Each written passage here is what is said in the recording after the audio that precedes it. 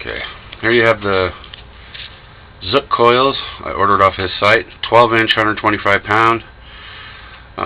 Brought it up from top of rim to wheel well, total of 3 inches, right on the dot. Of course the top's off, so with the top on I would imagine I might lose maybe a half an inch at the max. With the top on and loaded up a bit. Either way, it still brought some nice spring back and my leaf back, and on the bumps it's great. Just watch out when you're jacking it up. You have to jack up the body to clear the coil over the rubber stop, and it cracked the seal on this one, so those aren't too expensive. But actually these shocks used to ride right on the bottom and they're still okay. We tested them out yesterday, so they're working alright, and that's good, so I don't have to buy new ones for the rear for now. They're RS 5000s, you know, not bad. And basically what we did was we cut from the inside out. My neighbor and I worked on one side, him on the other.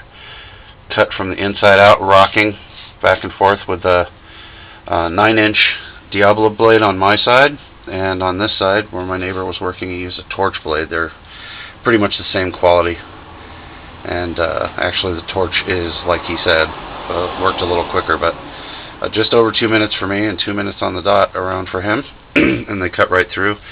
And I like the Sawzall blade idea because it was cut really smooth, and I can just weld those back on. Just have to heat this up again and bring it back and weld those stops on again. And if I ever want to go just with a big lift or something like that, which I doubt, but it's an option. So that's why I didn't worry so much about doing these. And it's not a huge mod. You're just cutting off the top of the stop, and as long as you have a torch you can get it back on.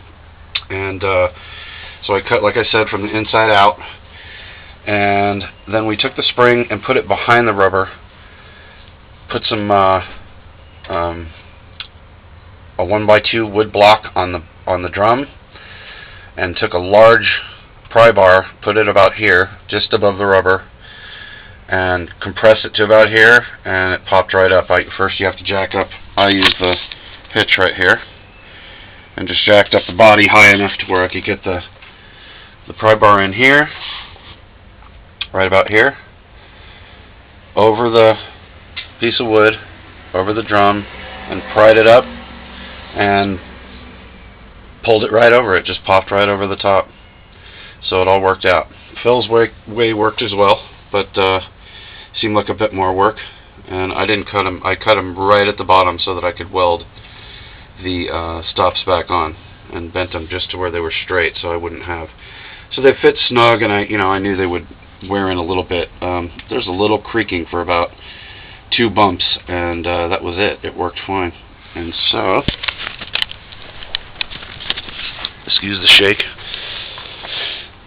Now it brought it up, like I said,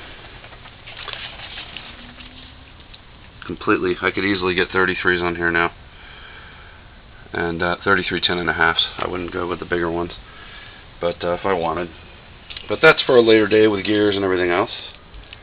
So it brought it up pretty level. It's a little bit up in the rear, but not really much, and gave me plenty more clearance because these springs were completely compressed. And look at them now.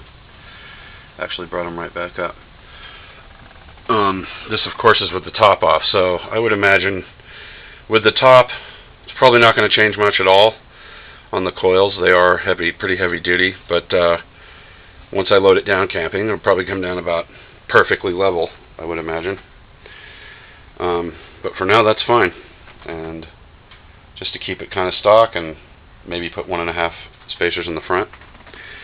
And thanks, Zook, appreciate it, man.